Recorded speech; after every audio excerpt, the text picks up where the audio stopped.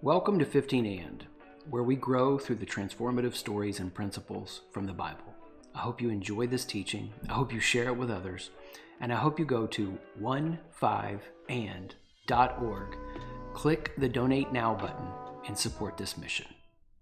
I don't know why it stuck with me. The OG Toy Story film, where I think they're at the pizza place and they're getting something out of the machine where you win the toys, and the little aliens are like, "You have saved us."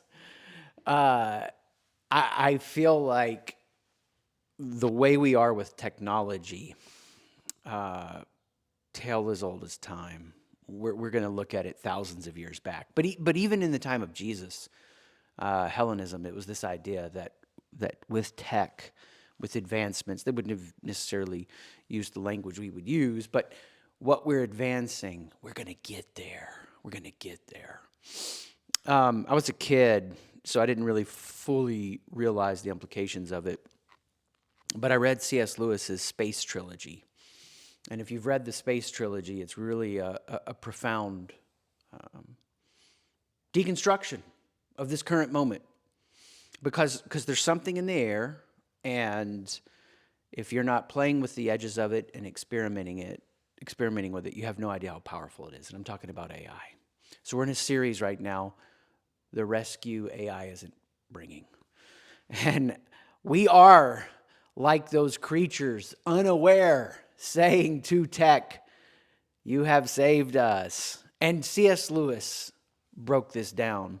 I mean, here's the thing. If you are in a place that you play with the edges of AI, you're going to see that it will optimize some things that you might be too flawed to fix yourself because of your own struggles and insecurities. It can finish a conversation that you'd rather not have. It can do work that doesn't cut corners.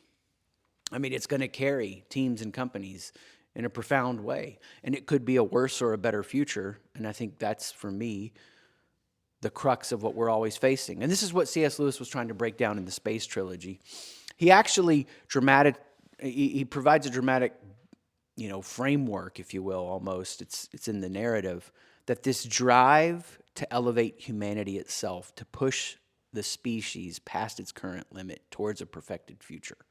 And that is in every person that's at the helm of these technological frontiers. You hear it. We got to do it for the species. We got to advance. We got to advance. We got to advance. We got to get to this perfect place that finally will transcend the ugliness of humanity. And then we will have arrived. And what Lewis does in this trilogy is he shows that actually never happens. There's a possession by something evil. Not evil in the ways that we think about it, big and dramatic like a horror film. Evil in the subtle ways that we lose who we are in this pursuit of perfection. Once we actually divorce from the essence of what a human is for, we lose ourselves. Lewis isn't anti-progress in this trilogy, but he is asking a question that haunted me in a moment in February, just a few months ago. I've been playing with AI for a few years in different ways, but this new frontier emerged, and a friend of mine, in every way a futurist, messaged me and was like, "You got to get on this new model." So I switched over, and I was like, "But I don't code. I've never coded. I don't know how to code." He's like, "It doesn't matter. You don't have to code anymore." And so through some iterations over a couple of weeks, I actually got to the point that I'm interacting with my AI through the terminal on my computer. I didn't even know what a terminal was. I never used it. And there was a moment where I pulled in my garage and I stopped, and I just was so haunted by what I was seeing. Like, should I stop this train? What should I do? We have to ask these questions. We have to wrestle with this. And I'm seeing people fall into these ditches. They worship it or they totally are afraid of it. And neither of those seem helpful to me. But for myself, it was like, okay, well, if it does all this, then what am I for? And out of that wrestling and praying and thinking, I still remember where I was standing, where it was a moment, it was an insight, it was an imagination, it was a revelation of like a way that I could make sense of things. And so what I'm trying to do in this series is just anchor this for you biblically. what it means to be human. And it's not going to come because we have better tech or a better model, but we have a reality that we step into. And if we're not aware, we're going to look for AI to rescue us, and it will not. It will just reveal us.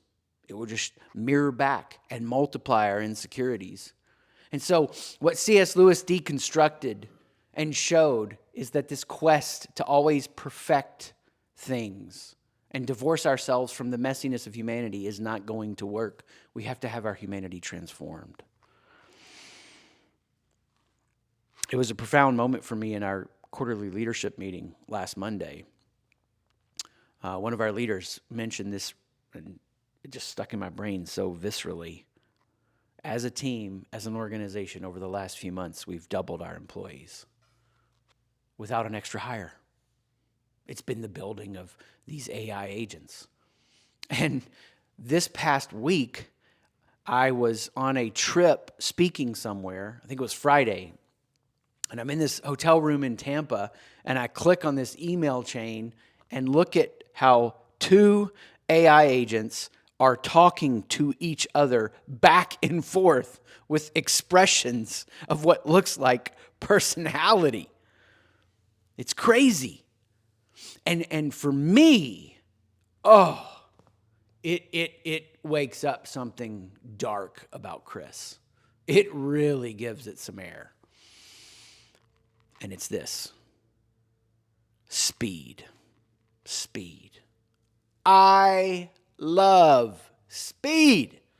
Get it done faster. Some of you know a little bit about my life. My oldest daughter has anaphylactic allergies.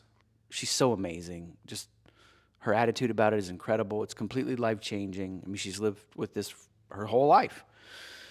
And so for us to get food like delivered, to have an easy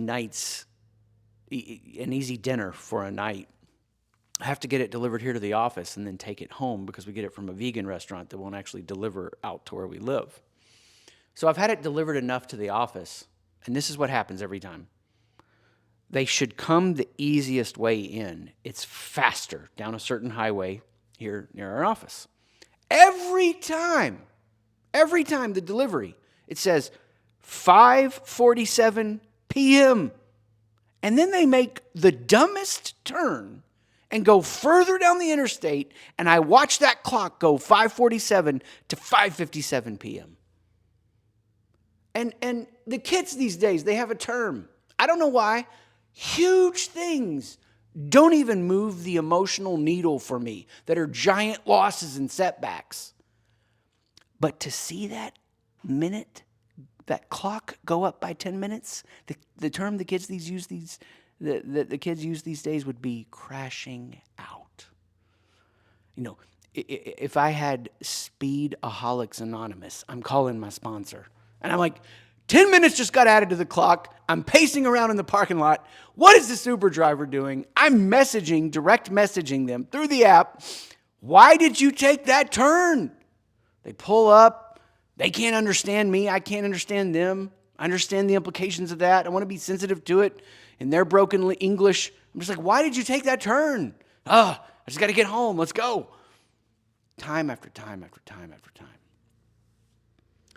So last week, we were doing that delivery, and I couldn't get it ordered through Uber Eats. Guys, this is real suffering, and I get that. Just hang with me. This is hardcore stuff.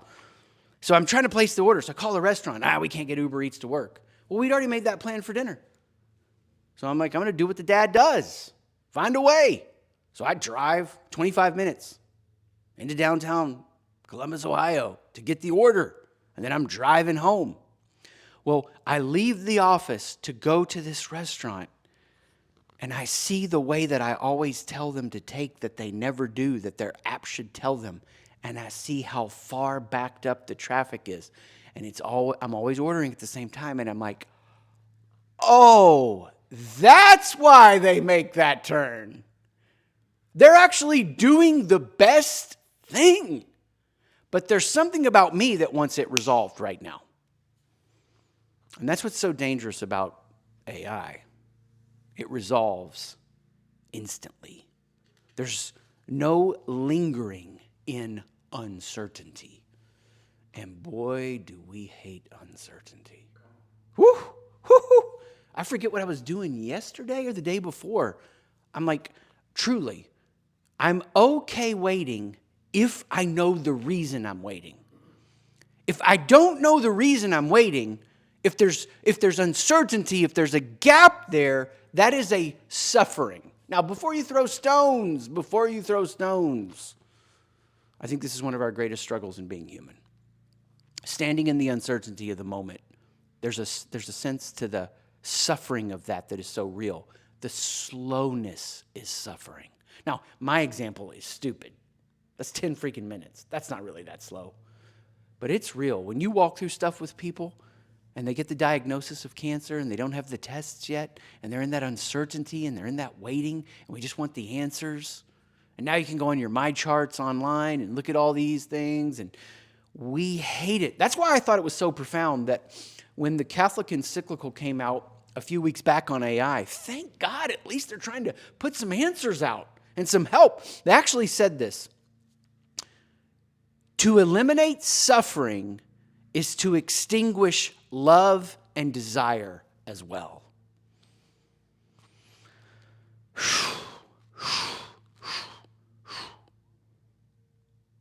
That's why ideologies are a starting point and a terrible ending point. There are a ton of people in this world right now that latch on to some form of thinking.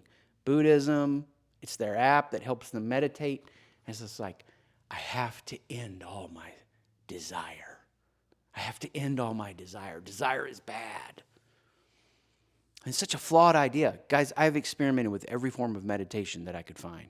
One of them I practiced so long, so deep, that I could stare at the wall for hours and feel no desires. I wanted to play with them all. I wanted to find the best. And it's such an emptiness. It's such an emptying, which is a starting point, but a terrible ending point. We are emptied of our artificial desires to be filled with the desires of God, that God wants something through us. The problem with us as humans is we want it now. We want to resolve that uncertainty. We don't want to stay in this place. And what C.S. Lewis was just deconstructing is, if we look at technology as the answer to eliminate our suffering, it is going to divorce us from the process of becoming fully human. And I've seen this over and over and over and over again. And so there's a word that for me is very guiding for how to think through any technological advancement, but for sure the moment we find ourselves in with AI. Now, last week we looked at the first part of this model, gnosko.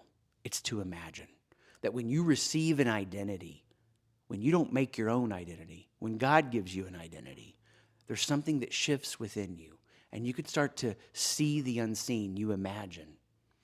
And we looked at this in this story of the Tower of Babel, because what was the story in the Tower of Babel, or Babel, however you say it in Genesis 11 about? They said this, it's in the text, you can read it. Let us make a name for ourselves.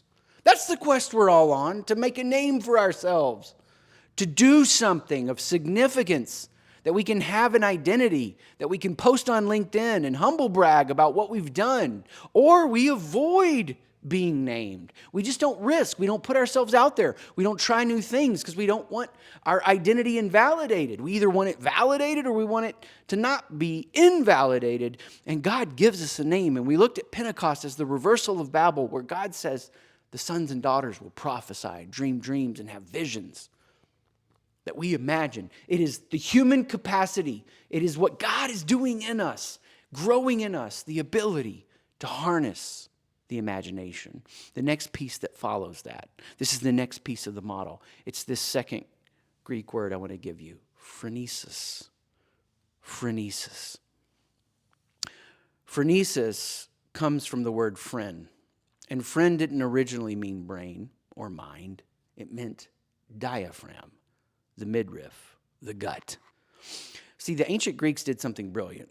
They located the seat of thought or will, or we could say deep intention, not in the head, but in the gut.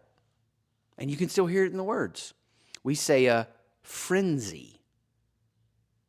based on this word phronesis. It's an inflammation of the phren. Oh no, I'm in a frenzy. I have an open loop. There's an uncertainty. I've got to close it. I'm scattered. I'm scattered. I'm scattered.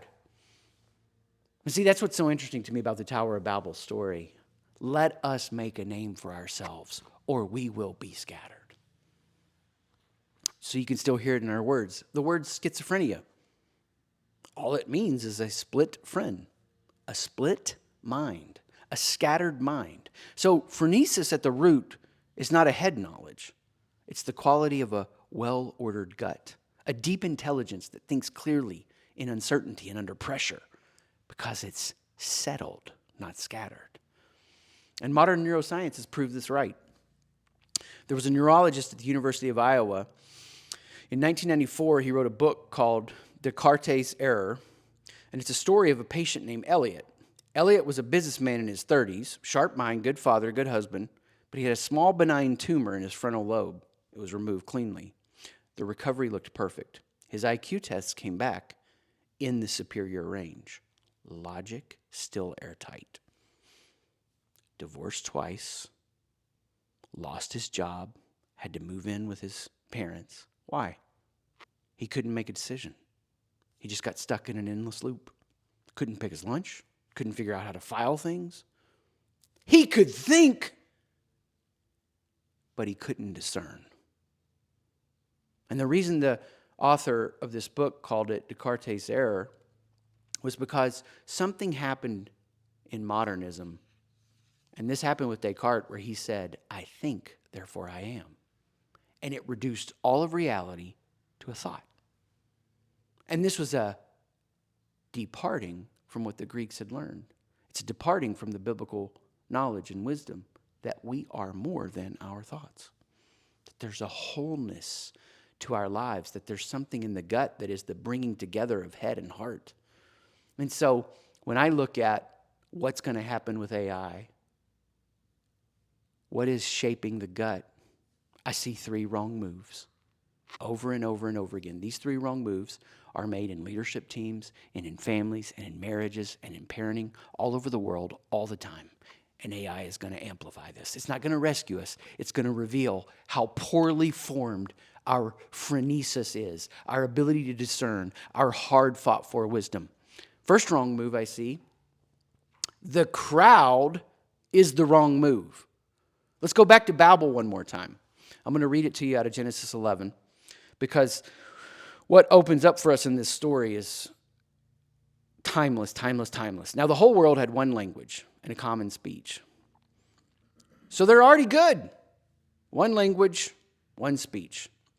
Verse 3, they said to each other, come, let's make bricks and bake them thoroughly. So this is the technological innovation. It's a tale as old as time. Technological innovation will rescue us. Whether it's making a brick, now we don't build homes with sticks and stones, we can stack bricks, or AI. Then they said, come, let us build ourselves a city with a tower that reaches to the heavens. Why? What's their motive? So that we can get an identity, so that we can make a name for ourselves.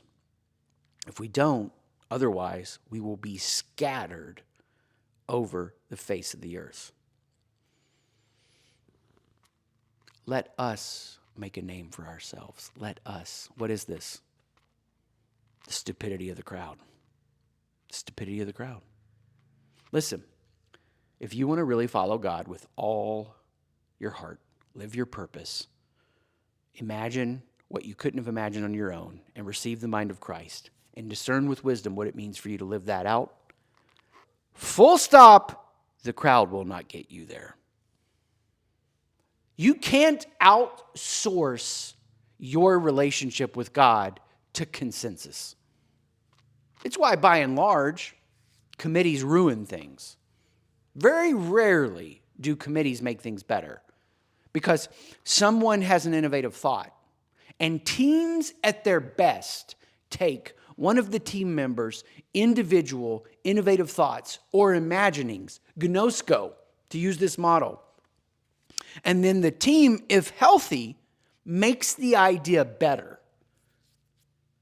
And they put their name on it. Committees tend to dumb an idea down to consensus, shaving off the rough edges, keeping it from being effective. That's why we have the term groupthink. We recognize the danger of this, and we see it right here in Genesis 11. I mean, Exodus 23:2 says, don't follow the crowd to do evil. There's a reality that's happening in Scripture over and over, emphasizing this to us. Numbers 13, Moses' worst mistake as a leader, maybe other than striking the rock when he was supposed to speak to it, is he sends the 12 spies out. Good move. There is wisdom in much counsel. Chris is like anti-group. He thinks leadership is Lone Ranger 6-gun shooter pulling from the hip cowboy style. No, there is counsel and great wisdom, but who's in the council? And who does the council report to? Moses does something good. He sends the 12 spies out. Moses does something stupid. He lets the 12 spies report to the whole crowd. And a majority of them are like, we're hosed. They're giants. They're going to kill us. We can't do this. It's a cancerous idea. Stirs up dissension and division and negativity. 2 guys, Joshua, Caleb, they're like, yeah, the giants are big, but God's bigger. This is what God told us to do. We got to do this. God doesn't work according to our thoughts. His thoughts and his ways are higher than our ways. They're not inaccessible. The context of Isaiah 55 says God sends his thoughts down like rain. We collect them. We make bread out of them. We build things. This is what we do as humans. God gives us imaginings, and then we discern with wisdom applying those imaginings. Moses made the mistake. He let it go back to the crowd. He should have said, hey, when the 12 of you get back, come to my tent. Give me the report. Okay, I've heard it from all 12 of you. We're going to obey God.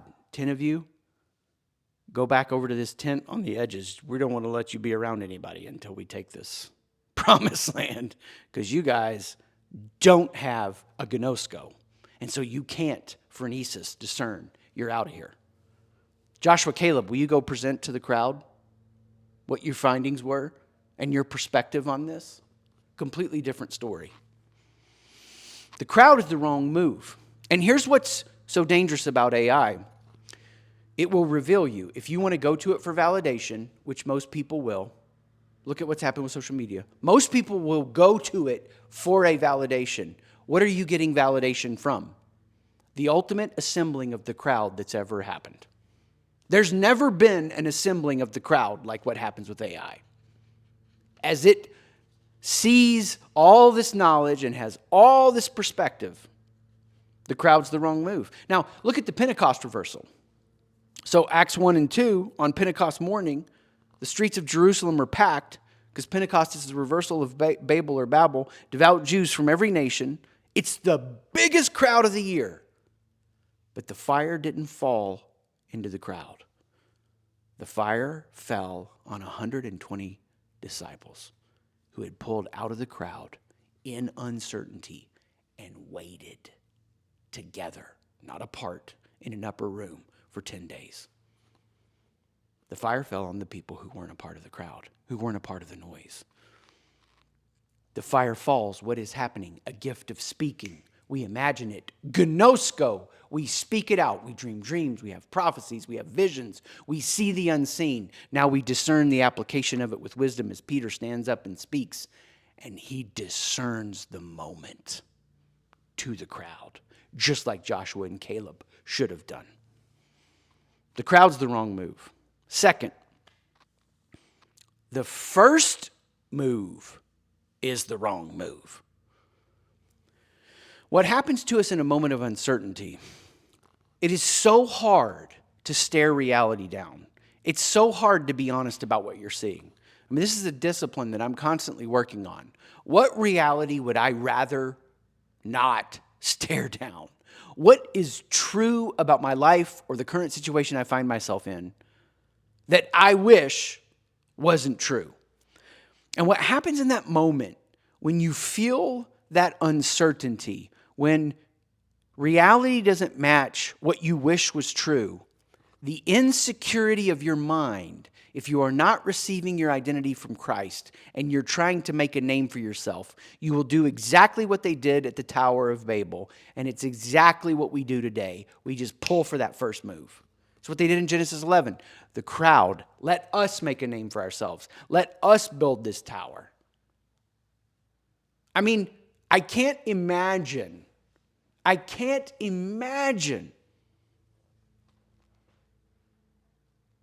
So, to me, very sad, how quick that rotten idea infected everyone. It would have been so fast. And what's happening in this story of Babel that's so powerful is it's showing us the first move is the wrong move. God didn't condemn the tech. Like, God wasn't mad that they made a brick. They're being humans. They're evolving. Great freaking job. But don't go to the first move. Our minds, when we're in uncertain places, we reduce reality down to a simple binary, an either or. And we go, okay, well, I'm just going to pick the first move. This is why it was so powerful that Aristotle articulated this idea of phronesis. Because he said this, phronesis is not a pulling for the first move. It's a hard fought for wisdom. It's developing your taste, your judgment, your ability to discern. Now, there were different words that could be used. Sophia was theoretical wisdom, eternal truths. Beautiful, but useless when your plan falls apart. That's why I never want to speak to some guru when I have a hard reality that is hitting my world and they just speak in empty platitudes. They may have a sound of wisdom, but they're not direct, specific, customized wisdom for the moment I'm in. That's not what phronesis is. Phronesis also isn't a word they could have used, techne, which is like a technical skill. It's the how-to. This is what AI can be great at. Phronesis is neither. It's a practice virtue. You've had a lot of reps on this. You know the difference between the map and the real territory. This wisdom doesn't exist before you do. It emerges through the doing. Someone at the Tower of Babel needed to speak up and say, wait, we're just pulling for the first move. What if we sit with this for a minute? You know, the Old Testament there was a Greek version of it. Proverbs 8:12, this word phronesis is used in the Greek. It says, I, wisdom, dwell with phronesis. Wisdom and discerning live together. You don't get one without the other. Paul says in Romans 12:3, we should consider ourselves with sober judgment. Sophroneo, same root. Practical, embodied wisdom. And what AI does is resolves instantly. 4 seconds, boom, your answer's back. Now, I'll run mine on the highest thinking, the hardest effort applied, the most expensive token spend. And it will take more time to think. And I make this claim in the book that'll be out next month that some people are going to hear what I'm saying on all this and go, yeah, that's right. AI can't ever be wise. I see at the frontier edges of what I'm experiencing a wisdom that is profound. But ultimately, it's a human in the seat, soul in the room, a name putting their stake on a claim and a decision. That's the human. And what was so powerful to me about the Pentecost story, Acts 1:4, I'll just read it to you. These 120 assembled together, they were commanded by Jesus to not leave Jerusalem, but to wait for the promise of the Father. How much would that have sucked? How long do we wait? I need it resolved. If Jesus said you're going to wait 10 days, easy, got it. Day 9, we're almost done. What an Chris, you can't handle a 10-minute increase on the Uber delivery. How are you doing for 10 days? 10 days with these 120 disciples that are in the uncertainty, that are feeling disillusionment, that are feeling despair, that are struggling. And Jesus says, wait for the promise of the Father. The waiting wasn't wasted time. The waiting was part of the rescue. We're going to look deeper at what would have been happening in that in the third part of this model next week. The big idea I want you to grab a hold of right now is what were they waiting for? The promise of the Father, which is what? The Spirit. It's the Spirit. The Spirit that frees us from following the crowd. The Spirit that allows us to not just pull for the first move. I mean, so many leadership teams, they either rush too quick into a decision or there's hiding and they can't put their name on a claim. What we do when we wait, when we sit with it, we're letting that discernment evolve. Third wrong move. Crowd's the wrong move. First move is the wrong move. Fear is the wrong move. Fear is the wrong move. So let's go back to Genesis 11. They built the tower, and the text says this in verse 4, lest we be scattered. What's their motive?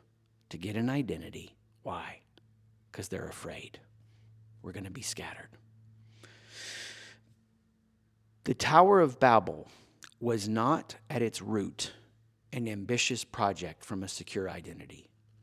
We can honor God with those. It was a fear project. And the very thing they were afraid of happened. They were scattered. Because look at what happens when they come together out of their insecurity. And God, in God's grace, scattered them. This is what's so wild to me. When you make your moves out of fear, you're not living phronesis. You're not accessing discernment. You're not getting hard fought for wisdom. The things you're afraid of end up happening. Like, this is why we start in our core program, Figure That Shift Out. The first session, we end with, what's the thing that you think is going to absolutely steal and rob from you an identity? Not imagining bad things happening to people you love, but what would happen that would be a gut punch so deep, so hard, that you would look in the mirror and go, well, because this happened, who am I now? The thing that you would feel the most embarrassed about, the most shame about. Why would we do that? Because we're trying to decouple their identity from fear. Because the thing that you pursue with all your heart out of fear will end up becoming true. If your number one fear is that your spouse will leave you, and you constantly obsess over that and think over that and lead from that, and you try to constantly resolve uncertainties, you push your spouse away. If you're afraid of a relationship with your children, not being able to be lifelong and healthy and enjoying an adult relationship with them, and that constantly sits over you and is in your decision making, sadly, paradoxically, you will self-sabotage into getting that reality. Same thing, I can't lose this company. You're going to lose the company. This is why it's so powerful to me in the New Testament, 2 Timothy 1:7. For God didn't give us a spirit of fear, but of power, love, and a sound mind. Some translations say self-control. Terrible translation, because the word is, in the Greek, based on this word, phronesis. God hasn't given you a spirit of fear. God has given you the ability to discern. And what we're going to see happen with AI is this fear is going to play at scale. Some people are going to interact with AI because they're afraid, and so they want this superpowered injection. Some people aren't going to touch it. It's going to end everything. It's going to ruin everything. And I want you to understand, deep in the core of who you are, the pause is not the enemy. The crowd is not going to get you there. What is? It's not going to be sitting on the fence. It's not going to be reaching for the first move. It's not going to be doing this out of fear, trying to control everything. It's going to be because you waited on the promise of the Father. The Holy Spirit, the mind of Christ, filling you continually as you're emptied. AI will not rescue us. It will reveal where we lack discernment. So as I take this and apply it for myself, here's how I'm thinking about it, if this is helpful to you. Number one, I try to learn the difference in myself between a freeze, and I'm hiding from making a decision, and a real pause. I need to wait. I need to wait. I don't have direction on this.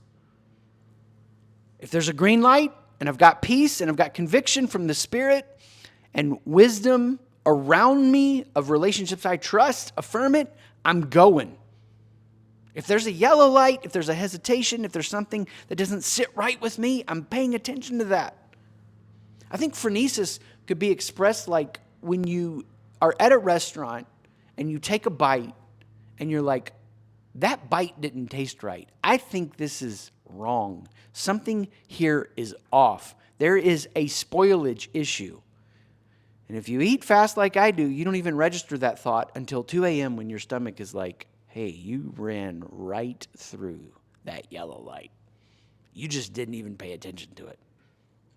You got to learn the difference between the freeze and the pause. Number 2, as a practice, bigger decisions, I try to hold them just a little bit more than is comfortable for me.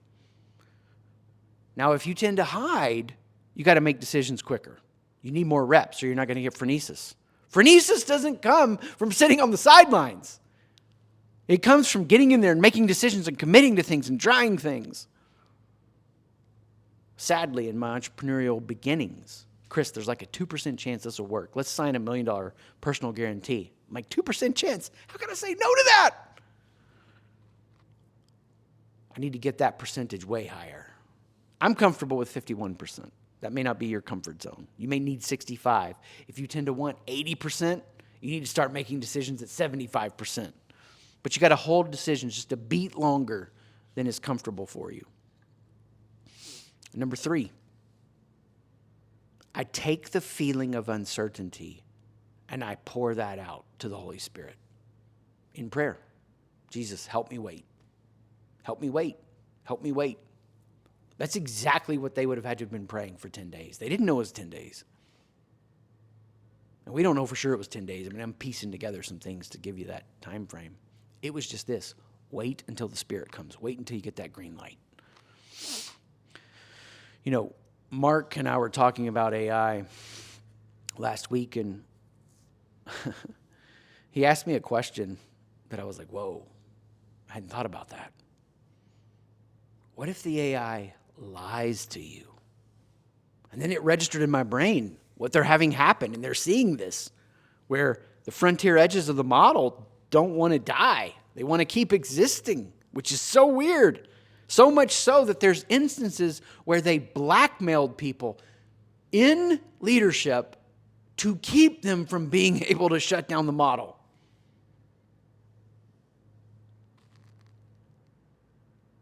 There's one AI that won't lie to you. It's an ancient intelligence. And it's as old as time. God does not lie. And if I don't know who I am and where I begin and end and where the AI begins and ends, what is the human for? I'm going to fall into this trap that C.S. Lewis outlined so beautifully in his space trilogy. I'm going to look to the AI to rescue me. It's not the rescue we think it is. It's going to reveal our insecurities. What's a human for? We imagine and we discern. And we do not try to resolve our suffering with speed. We're willing to sit in the moment and not follow the crowd and not pull for the first move and not do things out of fear, but from power and love and a sound mind. I hope you enjoyed this teaching from 15and. Go to 15and.org, share these resources with others, and click the Donate Now button to participate in funding this mission.